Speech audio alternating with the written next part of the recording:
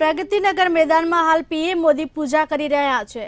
પ્રગતિનગર મેદાનમાં હાલ પીએમ મોદી પૂજા કરી રહ્યા છે। થોડી વારમાં દિલ્હીમાં નવા આઈટીપીઓ કોમ્પ્લેક્સનું ઉદ્ઘાટન કરવામાં આવશે। પીએમ મોદીના હસ્તે કોમ્પ્લેક્સનું ઉદ્ઘાટન કરવામાં આવશે।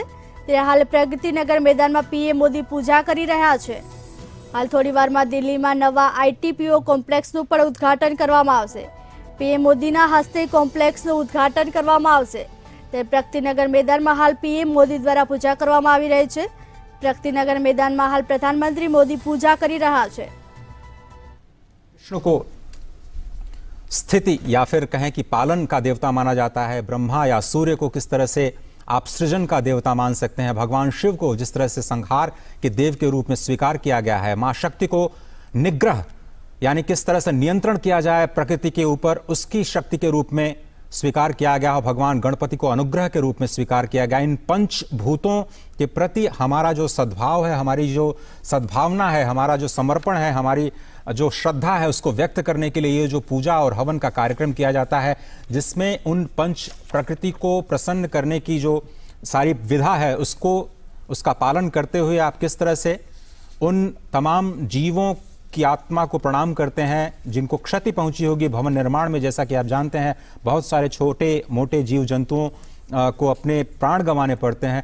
तो इस उपलक्ष्य में ये जो वास्तु शांति का ये पूरा कार्यक्रम जो किया जाता है किसी भी भवन को समर्पण करने से पहले, ये काफ़ी महत्व रखता है प्रकृति के संरक्षण के लिहाज से। और जिस तरह से अश्विनी जी ने कहा कि हम न केवल सांस्कृतिक अवधारणा को प्रगति के साथ जोड़ने का कार्यक्रम करते हैं, बल्कि उसको संरक्षण के साथ भी जोड़ करके देखते हैं। और प्रकृति का दोहन प्रधानमंत्री लगातार कहते रहे हैं कि हमारी अवधारणा है कि हम प्रकृति के जो पंच महाभूत हैं उनके दोहन तक अपने आप को सीमित करें, उनके क्षय पर अपना फोकस न करें, उनको संरक्षित करें, उनको किसी भी तरह के क्षरण से बचाएं।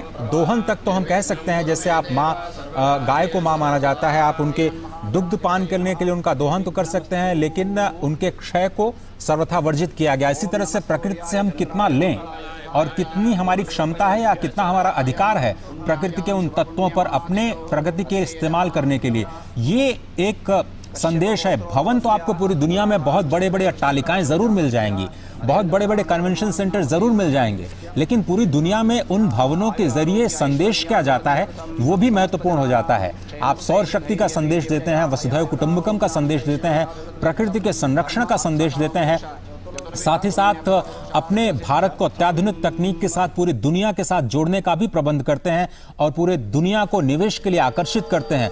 ये जो सम्मिश्रण है परंपरा का, पूरी दुनिया को शांति और सद्भाव का संदेश देने का, प्रकृति के संरक्षण का, वो संदेश इन कार्यक्रमों के जरिए सिंबॉलिक रूप से ही सही बल्कि पूरी दुनिया में स्पष्ट रूप से जाता हुआ दिखाई देता है।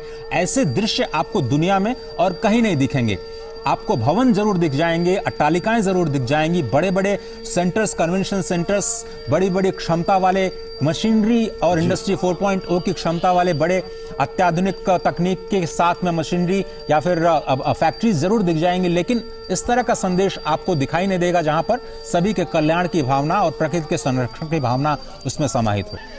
अजय, जब हम ये दृश्य देखते हैं तो निश्चित तौर से ये केवल विधि विधान से पूजा अर्चन ही नहीं है, ये राष्ट्र का चिंतन है, ये राष्ट्र का अभिवादन है, ये राष्ट्र का अर्चन है।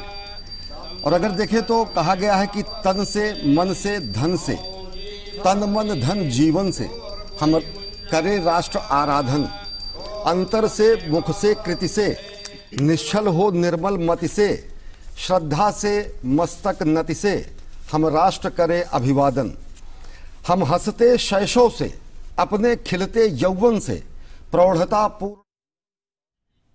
प्रगतिनगर मैदान में हाल पीएम मोदी पूजा કરી રહ્યા છે। થોડી વારમાં દિલ્હીમાં નવા આઈટીપીઓ કોમ્પ્લેક્સનું પણ ઉદ્ઘાટન કરવામાં આવશે।